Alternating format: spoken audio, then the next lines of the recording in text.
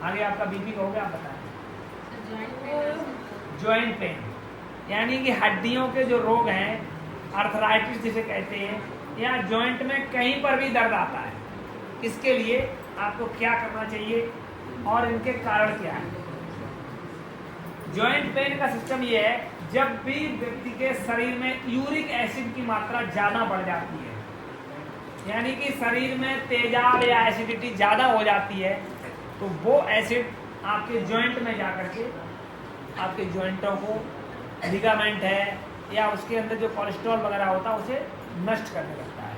तो या तो घुटने या कोई चीज़ कट करेगी, या फिर वो तिरछे हो जाएंगे, वो रोमोटाइड बोला जाता है, तिरछे होने लग जाते हैं, या फिर चलने में आपको दिक्कत होगी, दर्द आएगा, या चल ही नहीं पाएंगे।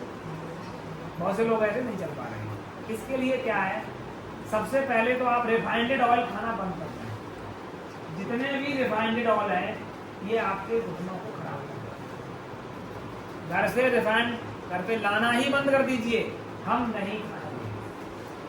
केवल शुद्ध सरसों का तेल, मूंगफली का तेल चल सकता है, तिल का तेल चल सकता है, जो आपके क्षेत्र में तिलहन पैदा होता है उससे आप निकालिए और अपने घर पे इस्तेमाल। सेकंड नंबर चीज है चीनी। चीनी तो हर जगह ही नुकसान कर रही है, चीनी तो आप हटा ही दीजिए, चीनी नहीं खानी है। कभी भी खड़े होके पानी नहीं पीना है, मतलब ज़्यादातर लोग खड़े होके पानी से यूरिक एसिड की मात्रा बढ़ती है। वो कैसे बढ़ती है बताओ। जब आप सीधे खड़े होते हैं तो जो आपका स्टमक है, पेट सीधा सतर होता है, पानी पहुंचा, इतना प्रेशर देता है वो तुरंत छोटी आंत में चला जाता है। छोटी आंत में जैसे ही कोई चीज गई, लिवर तुरंत बाइल भेज देता है।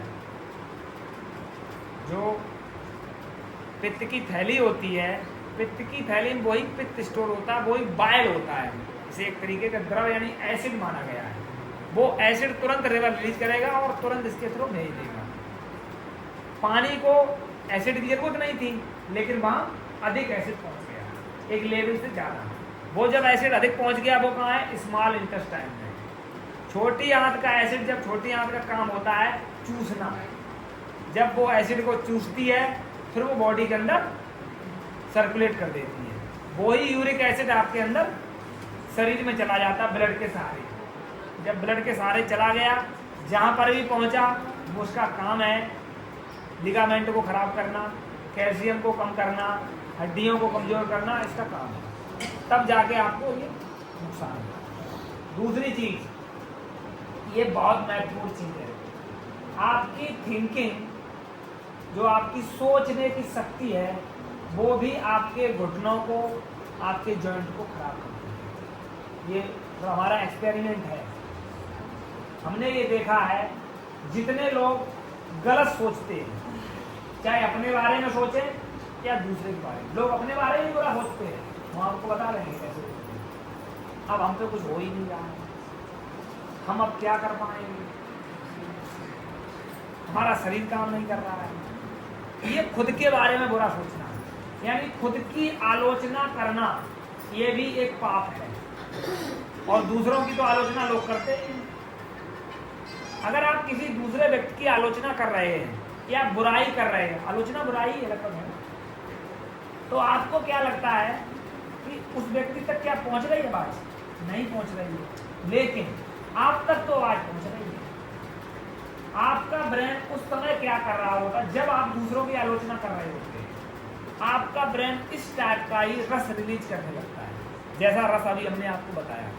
यानी वो एसिड बेस होता है, एसिड वाला जब रस आपके बॉडी में ज़्यादा रिलीज करता है, तो आप ये मान लीजिए आपके जॉइंट चले जाए। ये हमने अपने गांव के लगभग 10-15 लोगों पर रिसर्च किया कि इन लोगों को, जैसे वो बहुत बुराइयां करते थे दूसरों की, जब हमने देखा 1, 2 साल, 3 साल, 4 साल में सबके घुटने चले गए। फिर उसके बाद उन्हें समझाया, समझाने के बाद फिर उनसे कहा, भाई आप ऐसा कर रहे हैं इसलिए आपके साथ ऐसा हुआ, कि हम बंद कर दें तो हम भी बंद करके देख लो। उन्होंने बंद कर दिया, अच्छा सोचना आरंभ कर दिया, घुटने बैक होने आरंभ हो गए। क्योंकि हमारा सबसे ज़्यादा काम शोध का ही है, हम केवल रिसर्च करते हैं और कुछ नहीं। ना कोई मेडिसिन हमारे पास है, और मेडिसिन सब आपके ही पास है। तो जब ऐसी चीज़ें हो सकती हैं तो हमें ऐसा क्यों करना चाहिए? मान लीजिए कोई व्यक्ति गलत कर रहा है, तो वो कर रहा है गलत, उसके ब्रेन में फीड हो रहा है, हमें उसके बारे में क्यों सोचना चाहिए? वो कर रहा है, करे बस। उससे अगर आपकी बात मानता है तो उससे कह दो भाई ऐसा मत करो, इससे आपको ये बीमारी हो सकती है। जैसे हमसे कोई मिलता है तो हम उससे कह देते कि अगर आप ये काम कर रहे हैं तो आपको ये बीमारी आने की संभावना है। तो जब व्यक्ति उस समय नहीं मानता कोई बात नहीं, लेकिन जब व्यक्ति को वो बीमारी आ जाती है तो व्यक्ति दौड़ा हुआ आता है, क्या ऐसे हो गया, तो मुझसे कहते ये कर रहा है इसलिए हो गया, बंद कर दो। जो चीज आप कर सकते हो बंद भी तो कर सकते हो। तो एक तो ये कारण हो जाता है, ये मेन कारण है, ये हमने देखा है, ये मेन कारण है। चीनी तो है ही, ये तो खान पान की चीजें हैं, लेकिन ये आपके व्यवहार की चीजें हैं, व्यवहार और मन पे आधारित है। अगर आप प्रतिदिन अच्छा सोचोगे, पूरे समाज के लिए अच्छा सोचोगे, सबके लिए अच्छा सोचोगे, तो आप ये मान लीजिए कि आपके शरीर में कोई कष्ट नहीं होगा। क्यों? आप जब दूसरों के लिए बुरा सोचते हो तो उसकी भी फ्रीक्वेंसी आपसे आपके लिए गलत ही आती है। जब आप कभी आप प्रयोग करिए, दूसरों के लिए बहुत अच्छा सोचना आरंभ कर दीजिए। मान लीजिए आपका कोई दुश्मन ही क्यों ना हो, जैसे आपकी किसी प्रकार से दुश्मनाई है, आप उसके लिए बहुत मित्रवत व्यवहार सोचना आरंभ कर दीजिए। 1 महीने, 2 महीने, 3 महीने में आप देखेंगे वो आपके लिए मित्रवत हो जाएगा, अपने आप हो जाएगा। जब भी कोई भी गलत चीज आप सोचते हो, आपके सबसे पहले ब्रेन पे अटैक करती है, दिमाग की सब चीज दिमाग से ही चलता है। इसलिए ये सब चीजें आप बिल्कुल बंद कर, जो लोग कर रहे हो बंद कर दे। अन्य का और कारण हो सकते हैं, अन्य कारणों में आप देखिए, रात में अगर आप खाना खा रहे हैं तो उससे खाना सड़ रहा है, एसिड बन रहा है, बहुत ज्यादा तेजाब बन रहा है, वो तेजाब आपको परेशान कर रहा है। या किसी का पित्त, गाल ब्लैडर निकल गया है, गाल ब्लैडर का अगर ऑपरेशन करा लिया है, जबकि इसे कभी नहीं निकलवाना चाहिए, कभी भी किसी स्थिति में। और लोग क्यों निकलवा ले? तो छोटा सा स्टोन हो गया, 10 mm, 15 mm, 12 mm, इसके काट के डॉक्टर के पास गए, अरे इससे निकलवाओ, निकलवा दिया। निकलवाने के बाद आप ये मान लीजिए आपका शरीर कभी ठीक नहीं रह सकता है। गाल ब्लैडर के लिए बहुत आसान कुछ दवाएं हैं जो मेडिकेटेड ऑयल यहाँ नहीं, फॉरेन से आते हैं, विदेशों से, और बहुत सस्ती हैं। मतलब एक खुराक 4-5 रुपए पड़ती, से ज़्यादा नहीं पड़ती है। उससे गाल ब्लैडर के स्टोन अपने आप बाहर हो जाते हैं। दर्द वगैरह अगर हो रहा, दर्द तो उसी दिन से बंद हो जाएगा। पहले दिन ही अगर किसी को गाल स्टोन है तो वो हमसे बाद में मिल ले। किसी को गाल ब्लैडर अगर पथरी है तो वो बाद में मिल ले। किडनी वगैरह की तो वो तो अपने आप ऐसे ही निकल जाती है आपके ही घर से। अब आपको क्या है, जैसे मान लीजिए बाई चांस किसी के घुटने में दर्द हो ही रहा है और होने लगा है, तो अब आप करेंगे क्या? उस समय क्या ट्रीटमेंट है उसका? पहले तो आप चेक करेंगे कि वो किस कारण हो रहा है। 90% जो कारण है वो अभी आपको पता लग जाएगा। आप अपने हाथ की दोनों उंगलियां ली, चाहे इस हाथ की चाहे इस हाथ की, उंगली को मिडिल फिंगर है, जिस पैर में दर्द हो रहा है, जैसे मान लीजिए इस पैर में दर्द हो रहा है सीधे वाले, सीधा हाथ उठाइए, उसके बाद मिडिल फिंगर लीजिए, उसका मिडिल जॉइंट, बीच वाला जो जॉइंट है, इस जॉइंट के आसपास आप ऐसे करके किसी से दबाओ या खुद दबाओ, खुद लेकिन अच्छे से दबाना पड़ता है। जब आप दबाएंगे तो उसे बहुत तेज दर्द आएगा, बहुत तेज, जिसके दर्द हो रहा है तुरंत दर्द आएगा, वो इधर दर्द आएगा, लेकिन उसके बाद पैर उसका रिन्यू करके आप देखेंगे उसे आराम मिलेगा।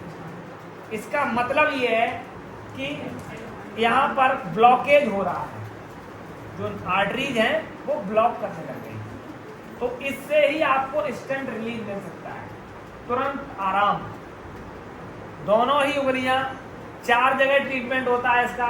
ऐसे ही पैरों में, पैरों की जो मिडिल फिंगर है उसका भी जो मिडिल जॉइंट है, आप ऐसे करके दबाइए। घर में कोई माताएं बहनें या कोई बुजुर्ग ऐसे हैं तो आप लोग उनका ट्रीटमेंट कर सकते हैं। अभी आपको प्रैक्टिकल करके दिखवाएंगे। दोनों हाथों से इसी के साथ साथ ये जो दूसरी उंगली है मिडिल के साइड वाली, इसमें भी ट्रीटमेंट करने से आपको लाभ होगा। क्या बता रहे? इसमें भी आप जो है प्रेस करने से आपको तुरंत ही लाभ मिल जाएगा। आप ये जान लीजिए इनके घुटने में और कोई कमी नहीं है। क्या कमी है? ब्लॉक कर रहे हैं। ये हो गया, ये आपने ये मतलब पहचान का तरीका है।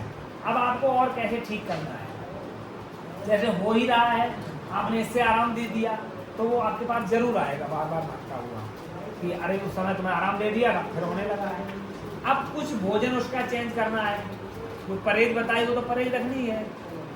उसके लिए सौंठ को गुड़ में मिला करके सुबह शाम दोनों टाइम खाने के लिए देते हैं, सौंठ और गुड़, क्योंकि ये बात को कम करती है। सौंठ जानते हो, अदरक सूखी हुई, रगड़ो अच्छे से, सुबह शाम दोनों टाइम 2-2 ग्राम खाना बस गुड़ के साथ, लेकिन तो आपकी बात कम होती जाएगी। दूसरी चीज, यहाँ हार श्रृंगार क्या कहते हैं? पारिजात। पारिजात के 5 पत्ते लिख लीजिए, ये बहुत ही पावरफुल चीज है। पारिजात के 5 पत्ते या तो चटनी बना के खा लेनी है। अच्छा, क्या करें? किसी से पीस करके 20 किलोमीटर पीस के चटनी बना के खा लेनी है। या फिर आपको सर्दियां अगर है, सर्दी अगर है तो 5 पत्तों को 2 गिलास पानी में डाल करके उबाल लेना है। उबालने के बाद वो पानी ठंडा करके पीना है। बॉडी के किसी भी पार्ट में कहीं पर भी दर्द अगर आ रहा है, कोई भी जॉइंट अगर गड़बड़ कर रहा है, तो आपको सबसे 10 दिन के अंदर एकदम रिलीफ मिल जाएगा। ये दुनिया की सबसे बेहतरीन दवा है। अगली चीज, मां साहब बनाते हैं आपकी अमृत धारा। अमृत धारा, दिव्य धारा के नाम से अमृत धारा बनाने की प्रोसेस हम आपको बताए दे रहे हैं। सब लोगों को सुन लीजिए, रिकॉर्ड मिल जाएगा। अजवाइन सत्व, भीमसेनी कपूर और पिपरमेंट सत्व, ये तीनों चीजें आपको लेनी है बराबर मात्रा में। किसी कांच की बोतल में एयर टाइट बंद कर देना और बंद करके रख दीजिए। 24 घंटे बाद लिक्विड फॉर्म में आ जाएगी, यानी वो पानी सा दिख जाएगा, द्रव बन जाएगा। वो द्रव ही आपका अमृत धारा होता है। जहां दर्द हो रहा है 2-4 बूंद लीजिए, घी में मिला के आप लगा लीजिए और ऊपर से कैप चढ़ा लीजिए या कोई कपड़े से ढक लीजिए। और अच्छा चाहते हो थोड़ा सा कोई ड्रायर हो, यानी गर्म चीज से सिकाई अगर कर लें तो और जल्दी आराम हो जाएगा। खाने पीने का परहेज रखते रहे, महीने 2 महीने 3 महीने में जैसे घुटने आपके थे वैसे ही बैक हो जाएंगे। या फिर हरी घास पे चले जाइए। हरी घास जहाँ खूब खड़ी हो, अर्थिंग जहाँ से आ रही हो, वहाँ आराम से अपने ऐसे यहाँ तक कपड़े हटा करके जमीन पे टच कर दीजिए। ये आधा घंटे लगभग बैठिए, आपको लगेगा हमारा घुटना ठीक हो गया। ये सब देसी तरीके हैं, घरेलू। और अगर एक चीज लिखना चाहो तो लिख लो, 5 चीजों की बनी हुई चीजें। हल्दी 50 ग्राम लिख लो। लेकिन हल्दी हमने आपको बताया था उसका लेड क्रोमेट हटा हुआ होना चाहिए, यानी कि जो ऊपर का पीला पदार्थ है उसे हटा देना।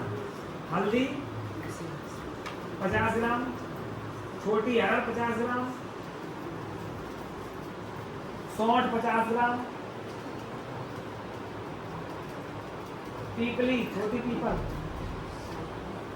50 ग्राम, पीपली या पीपल छोटी पीपल, चूहे का मल होता है उसी जैसा होता, थोड़ा लंबा, बहुत लंबी आने नहीं वाली, छोटी नहीं होती। क्या हो गया? हल्दी, अदरक, सौंठ, पीपली और काली मिर्च। काली मिर्च ये सभी बराबर मात्रा में चाहिए। बस इसका पाउडर बनाना है। 2 ग्राम सुबह 2 ग्राम शाम को लेना है। अगर इसी में इसका पाउडर आपका हार श्रृंगार है, पारिजात का पाउडर और मिला दो तो बस कॉम्बो पैक हो गया आपका। इसी में 50 से 100 ग्राम पाउडर जो है हार श्रृंगार या पारिजात का अगर आप मिला देते हैं तो आपको कोई दवा खाने की जरूरत नहीं है। सुबह शाम 2-2, 3-3 ग्राम ले लो, बस काम हो गया। सभी जॉइंट ये तो हो गया आपका आर्थराइटिस का, जॉइंट पेन का। अगर किसी व्यक्ति को रूमोटाइड आर्थराइटिस हो जाए, यानी कि बहुत तिरछे गोले हो जाए, उसके लिए क्या करना है आपको। अब जैसे अगर किसी के पैर इस साइड तिरछा है, तो इस साइड सोल लगवा देना है जूते में। इसके जूते में इस साइड सोल लगवा दीजिए। सोल का मतलब जानते, थोड़ा ऊंचा कर दीजिए। जैसे मान लीजिए हमारे पैर ऐसे हैं, यानी ऐसे करके हम चलते, बहुत देर कुछ चलते हैं ऐसे, तो हम क्या करें, ऐसे करने चल रहा है, तो ये जो मुड़ाव है वो अंदर की ओर है। बस धीरे धीरे धीरे, और ये दवाई आप लेते रहें, गर्मी मतलब गर्म पानी से, या आपका क्या नाम ऑयल लगा करके थोड़े सेकते रहें। ये कह देना कि ये ठीक ही नहीं होता है, वो तो वही बात है कि ठीक करना नहीं चाह रहे आप।